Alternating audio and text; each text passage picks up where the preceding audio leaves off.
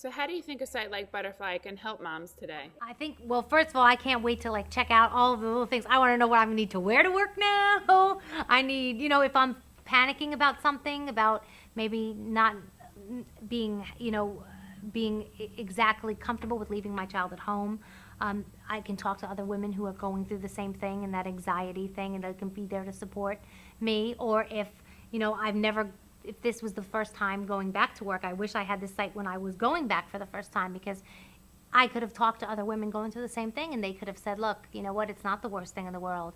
We've all been there. We're here for you if you want to talk, which is great. So this time around, if I have that anxiety thing, I know where to go and I know who I can talk to. Where does your husband come into play? What's his role in all this? He's awesome. I can't, I wish I could talk about him all day, because he's, first of all, if I need, especially with my job, if I need coverage at night, or if I have an appearance, or if I have something going on, and I just say, hey, honey, yep, you got it, I'll rearrange my schedule. And he does it. And he takes care of them, and he puts them to bed, or he takes them in the afternoon if I need to work. And he's there in the afternoon all the time, because he's a real estate agent, so he has a very flexible schedule. So he's always around, which I like. If I have an emergency, he's usually in the neighborhood, and he can just come and get my son. And he's just, I've come home from vacation or from work vacation, and the house has been clean. And I'll get home and he'll say, oh, the house is clean. I have nothing to do. He's very, very supportive. So he's very, if I'm upset about something, or if I'm stressing about something with my son or what have you, he's the first person that, I feel like I can always sit down and talk to, and he'll get me through it. He'll be like, okay, take a deep breath. It's not the worst thing in the world. And he's great. He's the best father in the world. The one thing that I love watching more than anything is him and my son interacting. Because first of all, they look exactly alike, so it's like mini-me.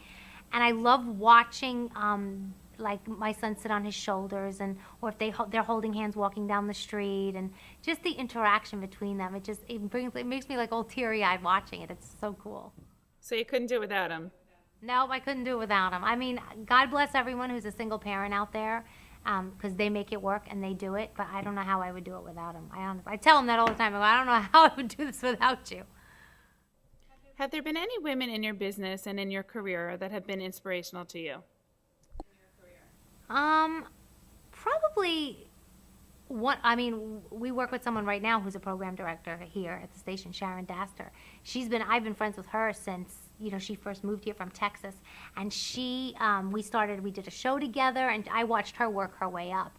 And now she's in charge, and, just watching the way she works and what she can do, and that, women in radio, you don't see that very often as it is, but a woman really powerful in radio is really something cool to see.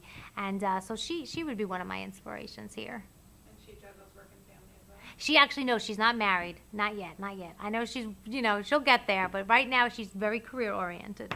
So you're one of the few in radio who actually has children? I think there's a couple of people I know on some local morning shows that have children, but from where I think I'm one of the few. I don't think there's that many. It's not easy getting up at 4 o'clock in the morning and coming to work and doing your job and then going home and taking care of a kid, the rest of the day. But you know what? I wouldn't give it up. So you do it. You'll be the mentor for women. That would be nice.